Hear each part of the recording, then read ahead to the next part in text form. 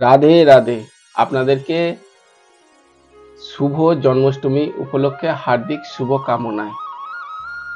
শ্রীকৃষ্ণের জন্ম কিভাবে হলো সেই সম্বন্ধে বলার আগে আপনাদেরকে একটা ছোট্ট করে কথা বলে নিই, শুনে নিন। শ্রীকৃষ্ণের জন্ম রাত্রির বেলা 12টার সময় করে হয়েছিল। রামের জন্ম দুপুরবেলা 12টার সময় হয়েছিল। তো আমাদের শ্রীকৃষ্ণ রাত্রিতে 12টা, তো আজকের দিন 12টার সময় করে রাতটুকুনটা পাচ্ছে, আর কালকে 9:45-এর মধ্যে ছেড়ে যাচ্ছে।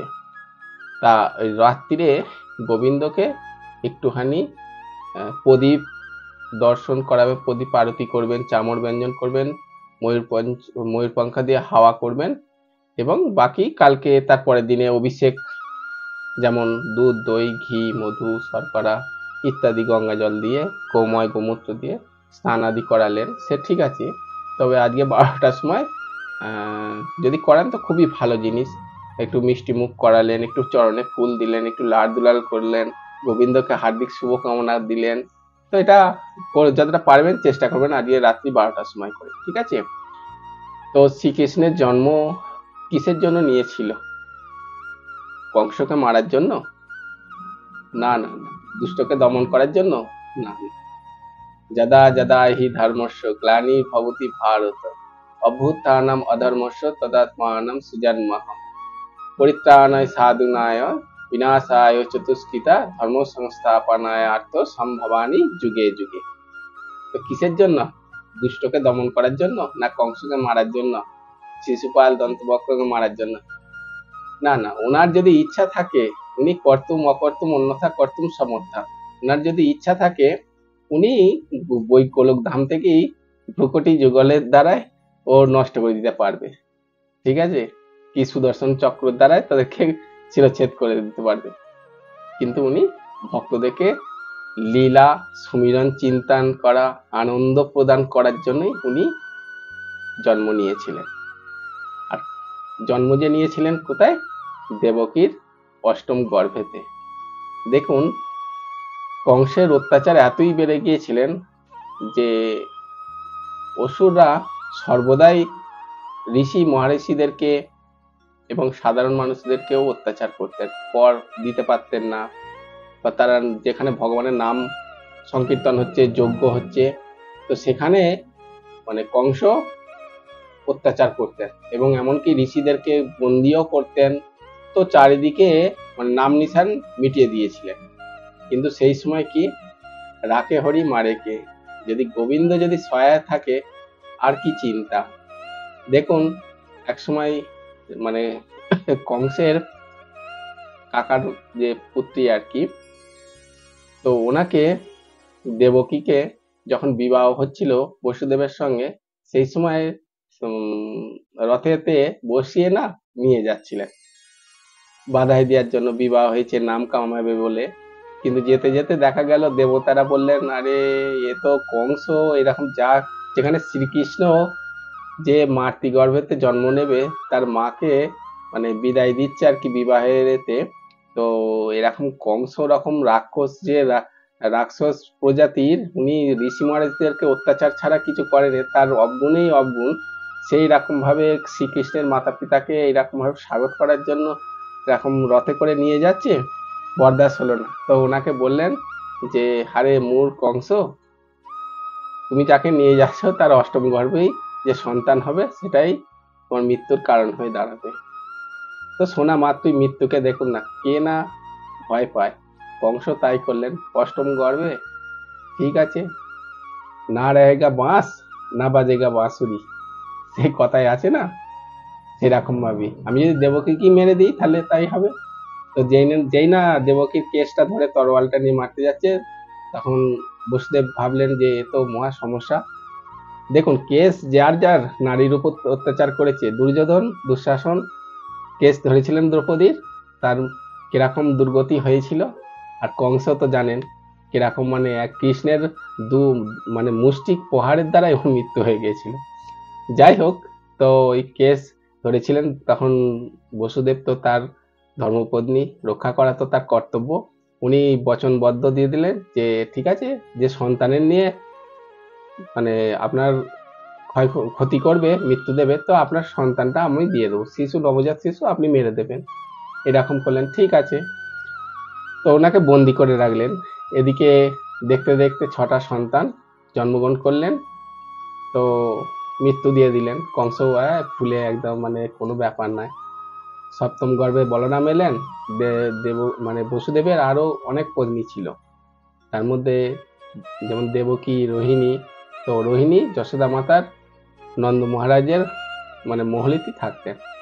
তো ওনার গর্ভে যোগমায়ের দ্বারাই মানে পরিবর্তন করে দিলেন ওখানে। আর এদিকে দেবকীকে বললেন যে এনার গর্ভে সন্তান নষ্ট হয়ে গেছে, গর্ভপাত যেটা বলা হয়। তো এদিকে রোহিণী গর্ভেতে বলরামের জন্ম হয়। এদিকে ঠিক অষ্টম গর্ভে যখন জন্ম নেবে আর কি, সেই সময় দেবতারা ফুল বর্ষণ করতে লাগলেন। সত্য উবতং সত্য পরক্তি সত্য সত্য সজ্জনীন নিহিত সত্য। তো এইরকম বলে সত্যকে জয় করছে আর কি, প্রণাম জানাচ্ছে। এই বলে শ্রীকৃষ্ণ কি করলেন, তার গর্ভে থেকেই মানে সন্তুষ্ট দিয়ে বিদায় দিলেন। তার চারিদিকে ফুল দেখে কংস তো ভয়ে ভীত, যে ফুল কোত্থেকে এলো। যাই হোক, তো সৈন্যের দ্বারা সব ফুল সরিয়ে করিয়ে দেবকীকে শেষ পর্যন্ত কি করলেন, ঠিক সময় করে ভাদ্র মাসের হ্যাঁ যে বুধবারে রোহিণী নক্ষত্রতে শ্রীকৃষ্ণের জন্ম হলো। আর বলিয়ে শ্রীকৃষ্ণ লাল কি জয়। তো শ্রীকৃষ্ণের জন্ম যখন নেয় সেই সময় বেশ দুন্ধুবি দেখছি যে মামা কংস তো কোনো ব্যান্ড বাজিয়ে সব এখন যেমন বোম ফোম ফাটায় নে, তো বিদ্যুতের চমকিত আলো, গর্জনা, ঝরঝর করে বৃষ্টি। আর এদিকে কি হলো, যোগমায়ার প্রভাবের ফলে দেবকীর গর্ভের সন্তান তখন নারায়ণের রূপ, চতুর্ভুজ রূপ ধারণ করলেন। বলে আমি এই রূপে তো আমি চাইনি। তো আবার নবজাত শিশু হয়ে গেল। তারপর বলল মানে যশোদা মাতার আঙিনাতে দিয়ে আসতে, যশোদা মাতার কাছে দিয়ে আসতে, আর ওনার সন্তানটা আবার বাপস নিয়ে আসতে, কন্যা সন্তান। তো আমাদের বসুদেব তাই করলেন। যমুনা পারাপার হয়ে আমাদের মথুরা থেকে কোথায় এলেন, গোকুলেতে।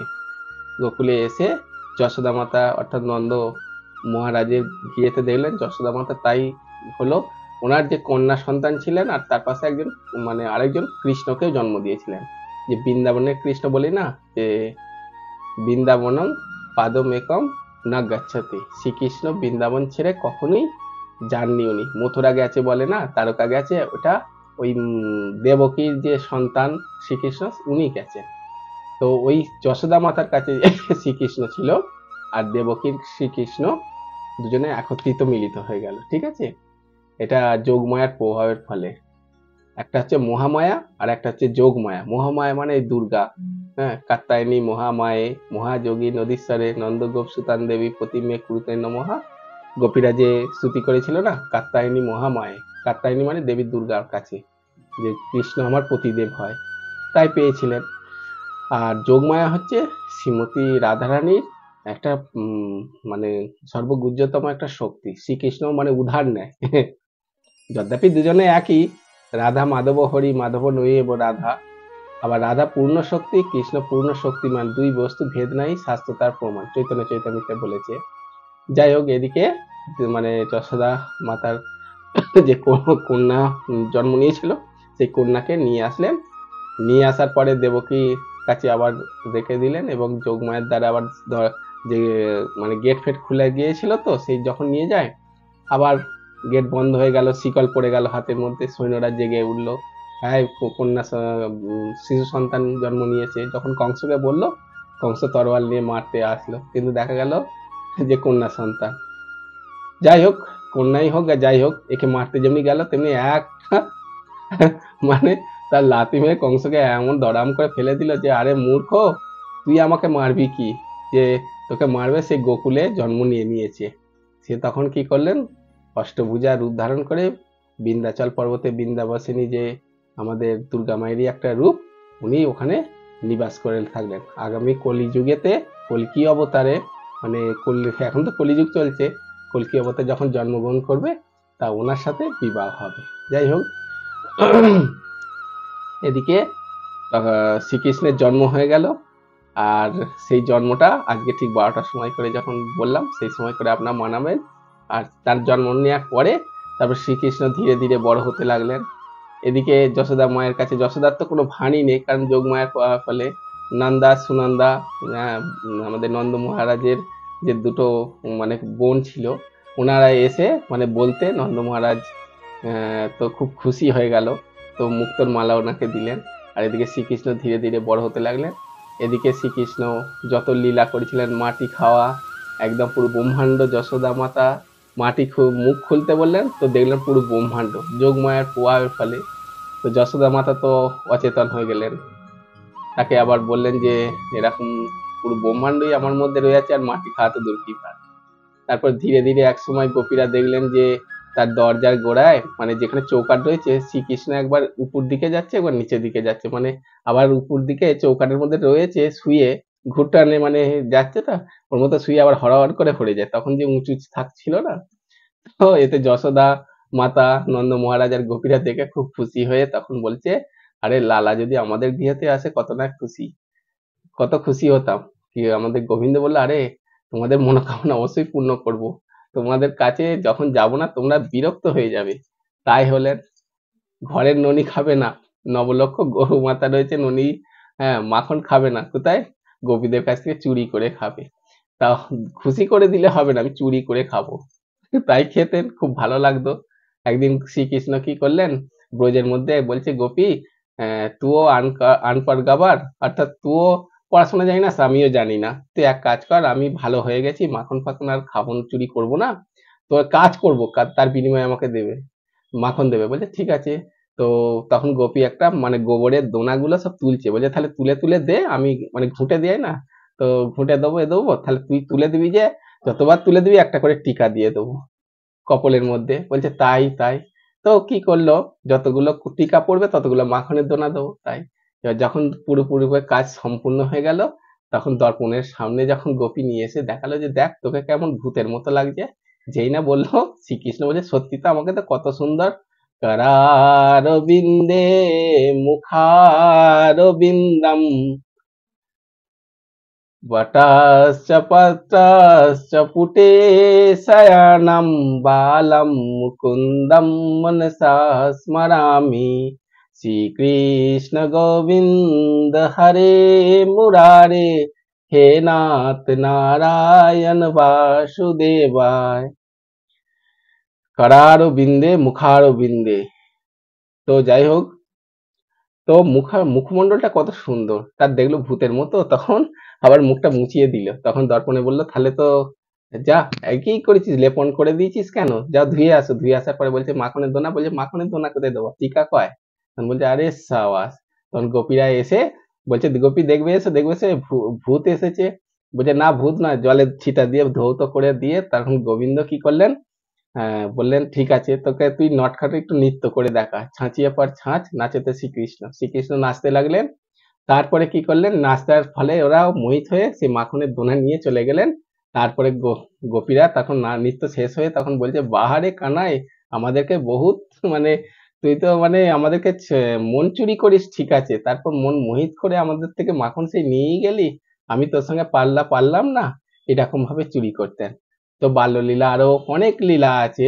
একবার শ্রীকৃষ্ণ যশোদা মাতার সঙ্গে বলেছে, মাতা তোমার অনেক কষ্ট হয়, আমাকে একটা কন্যা বিবাহ দাও।